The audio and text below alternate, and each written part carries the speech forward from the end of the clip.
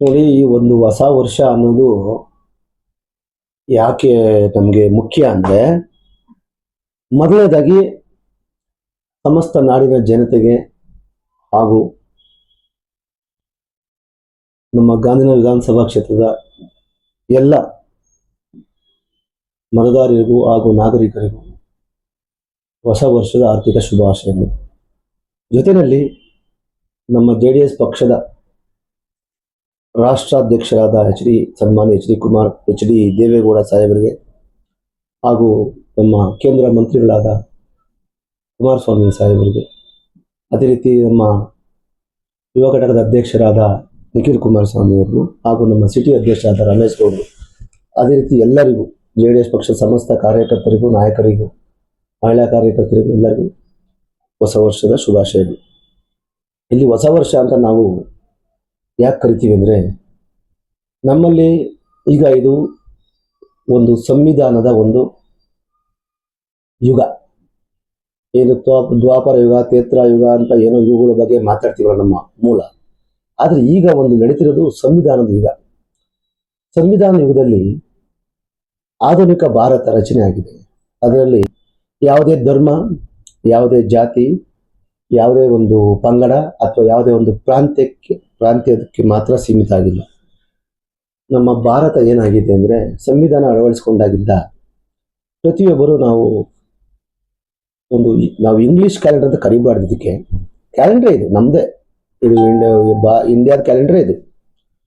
ಅದು India calendar, ಅದು ಕಾನೂನಿನಲ್ಲಿ ರಚನೆ ಆಗಿರ್ತಕ್ಕಂಥ ಸಂವಿಧಾನ. ಆ ಸಂವಿಧಾನ ಜಾರಿಗೆ ಬರಬೇಕಾದ್ರೆ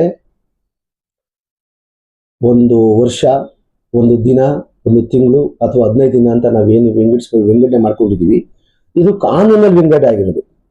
ನೆಗೋಷಿಯಬಲ್ ಇನ್ಸ್ಟ್ರೂಮೆಂಟ್ ಆಕ್ಟ್ ಅಂತ ಏನು ನಮ್ಮಲ್ಲಿದೆ, ಆ ನೆಗೋಷಿಯಬಲ್ ಇನ್ಸ್ಟ್ರೂಮೆಂಟ್ ಆಕ್ಟ್ ಪ್ರಕಾರ ವರ್ಷಗಳು, ದಿನಗಳು ನಿರ್ಧಾರ ಆಗ್ತದೆ. ಅದನ್ನ ನಾವು ಇಡೀ ಸಮಸ್ತ ನಾಗರಿಕ ಬಂಧುಗಳು, ಇಡೀ ವಿಶ್ವದ ಎಲ್ಲಾ ದೇಶಗಳು ಒಪ್ಕೊಂಡು ಅದರಿಂದ ಆಚರಣೆ ಮಾಡ್ಕೊಂಡು ಬರ್ತಿದ್ದಾವೆ.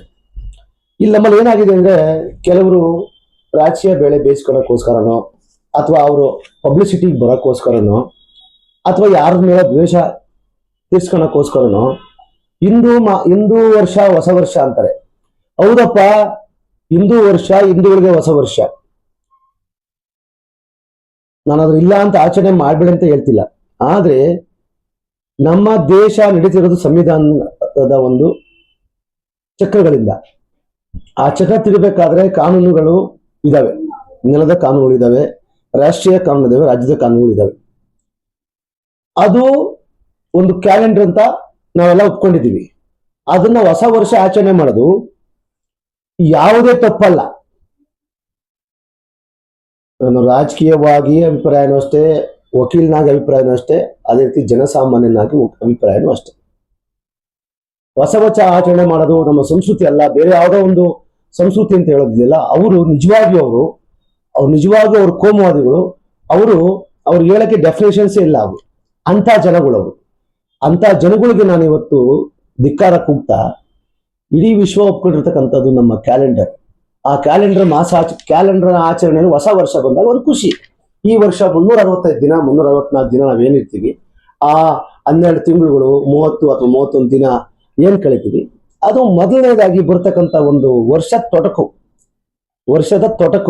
ತೊಡಕು ಅಂದ್ರೆ ನಾವು ಮಾಡ್ಕೊಂಡಿರೋದು. ಅಂದ್ರೆ ಒಂದು ಸೆಲೆಬ್ರೇಷನ್ ನಮ್ಗೆ ಮಾಡ್ಬೇಕು ಅಂತ ಮಾಡ್ಕೊಂಡಿರೋದ್ನ, ಅದಕ್ಕೆ ಕೋಮುವಾದ, ಜಾತಿವಾದ ಬಿತ್ತಂತ ಕೆಲವು ರಾಜಕೀಯ ಪಕ್ಷಗಳಾಗ್ಲಿ, ರಾಜಕೀಯ ಮುಖಂಡರಾಗ್ಲಿ, ಅಥವಾ ಯಾವುದೇ ಧಾರ್ಮಿಕ ಸಂಘ ಸಂಸ್ಥೆಗಳ ಮುಖಂಡರಿಗೆ ಈ ಹೊಸ ವರ್ಷ ಆಚರಣೆ ಮಾಡೋದು ವಿರೋಧಿಸೋರಿಗೆ ನಾನು ಧಿಕ್ಕಾರ ಇದೆ.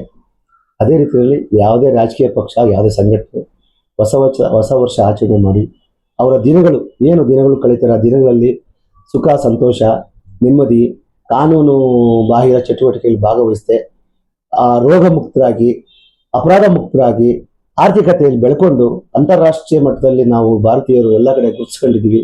ಅದೇ ರೀತಿ ನಾವು ಎಲ್ಲರಿಗೂ ಒಳ್ಳೇದು ಮಾಡೋಣ ಅಂತ ನಾನು ಕೇಳ್ತೀನಿ. ಇತ್ತೀಚೆಗೆ ಸಂಕ್ರಾಂತಿಯನ್ನು ಆಚರಿಸ್ತೀವಿ ನಾವು ಅದರಿಂದ ಈಗ ಇನ್ನು ಅಡ್ವಾನ್ಸ್ ಆಗಿ ನಾನು ಸಂಕ್ರಾಂತಿ ಹಬ್ಬದ ಶುಭಾಶಯಗಳು ಸಮಸ್ತ ನಾಡಿನ ಜನತೆಗೆ ನಾನು ಕೊಡ್ತೇನೆ.